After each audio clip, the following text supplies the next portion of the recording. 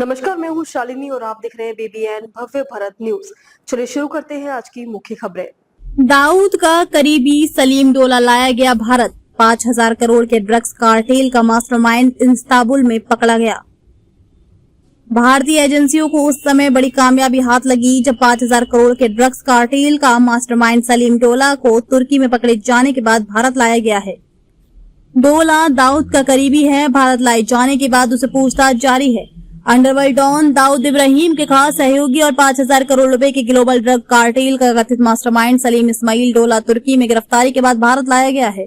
डोला को इस्तांबुल में पकड़े जाने के बाद भारत वापस लाया गया है। तुर्की और यूएई के अधिकारियों के बीच कूटनीतिक तालमेल के बाद डोला को मंगलवार सुबह मुंबई लाया गया। तुरंत ही खुफिया और नारकोटिक्स अधिकारियों की एक संयुक्त टीम ने उसे हिरासत में ले लिया।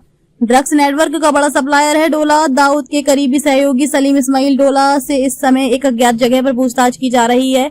नारकोटिक्स कंट्रोल ब्यूरो और सेंट्रल ब्यूरो ऑफ इन्वेस्टिगेशन जैसी भारतीय एजेंसियां डी कंपनी के सिंथेटिक ड्रग बनाने वाले नेटवर्क को खत्म करने की कोशिश कर रही हैं, जिसे डोला कथित तौर पर विदेश से चलाता था।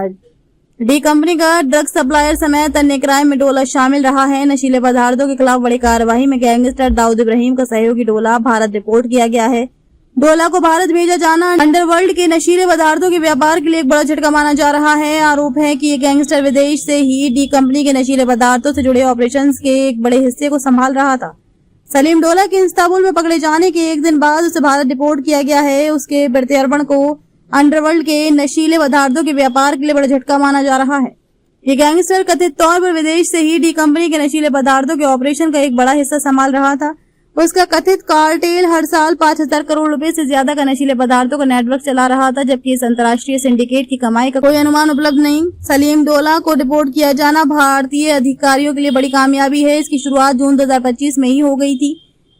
अब संयुक्त अरब अमीरात से उसके बेटे ताहिर डोला की सफल प्रत्यर्पण से हुई थी। ये सिलसिला महीनों बाद भी जारी रहा, जब डोला के नेटवर्क के एक मुख्य सहयोगी सलीम मोहम्मद सोहेल शेख को दुबई से वापस भेजा गया। सोहेल शेख को मुंबई एंटी नारकोटिक्स सेल ने बाद में गिरफ्तार कर लिया। इन ऑपरेशनों ने उस संगठन के चारों ओर कसते शिकंजे को उजागर किया, जिस पर भारत में कई तरह के आरोप हैं, जिनमें बड़े पैमाने पर नशीले पदार्थों का निर्माण और अंतर्राष्ट्रीय तस्करी से लेकर विभिन्न अन्य आपराधिक अपराध शामिल हैं।